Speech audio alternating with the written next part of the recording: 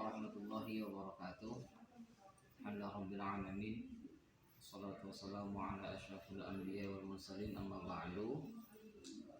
Yang sama-sama kami hormati Bapak dosen Bapak Muhammad Zaka Ardiyansyah MPDI,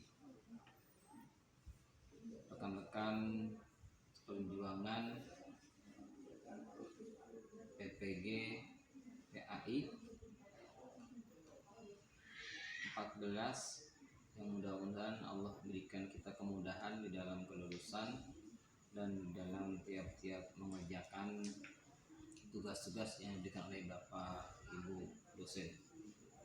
Baik, untuk kesempatan kali ini saya atas nama Fatur Rahman ingin membahas KB 2 mengenai perkembangan kognitif peserta didik. Ini dari hasil resume saya buat peta konsep seperti ini. Pertama adalah perkembangan kognitif. Apa arti pengertian dari kognitif itu sendiri? Pengertian kognitif adalah pendidikan akal yang mengarah pada perkembangan intelijensi yang berguna, mengarahkan manusia sebagai individu untuk dapat menemukan kebenaran dengan sebenar-benarnya. Lalu tahapan-tahapan dari perkembangan kognitif, yang pertama adalah tahapan sensori motorik, yang itu berkisar umur 0 sampai 2 tahun. Tahapan ini juga disebut dengan tahapan discriminating dan labeling. Pada saat ini kemampuan anak terbatas pada gerak, refleks, bahasa awal, dan ruang waktu sekarang saja. Lalu tahapan yang kedua, pra-operasional, itu tentang umur 2 sampai 4 tahun.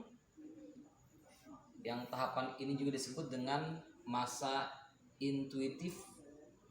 Anak mulai mengembangkan kemampuan menerima stimulus secara terbatas. Lalu tahapan yang ketiga, tahapan operasional konkret, umur 7 sampai 11 tahun.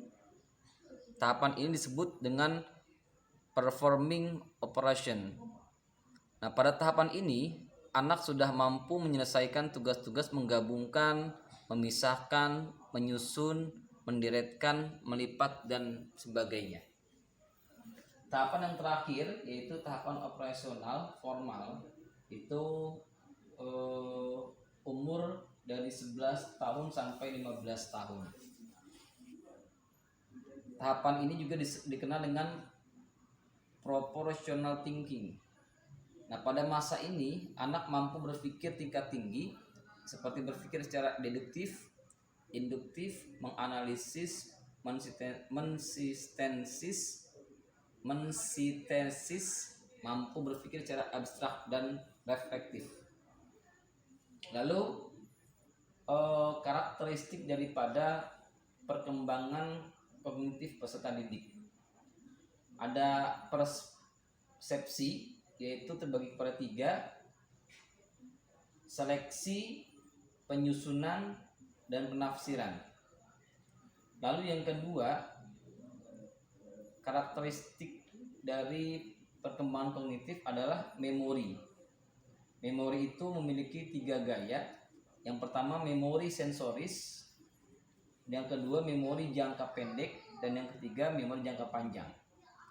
Lalu tahapan yang ketiga, karakteristik yang ketiga adalah atensi atau konsentrasi atas aktivitas mental.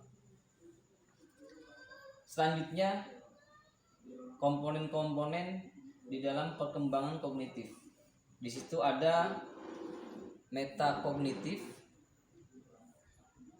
lalu strategi kognitif, gaya kognitif, dan pemikiran kritis. Lalu faktor apa saja yang mempengaruhi di dalam perkembangan kognitif peserta didik? Yang di sini ada 2 faktor. Yang pertama faktor utama yaitu hereditas dan lingkungan. Lalu faktor pendukungnya adalah kematangan organ tubuh, keterbukaan, minat bakat, dan sebagainya. Demikian sedikit pemaparan tentang perkembangan kognitif peserta didik yang dapat saya simpulkan. Semoga dapat dipahami dan menjadi sebuah manfaat buat saya pribadi khususnya. Dari saya, Wallahul muwaffiq ila aqwamit thoriq. Wassalamualaikum warahmatullahi wabarakatuh.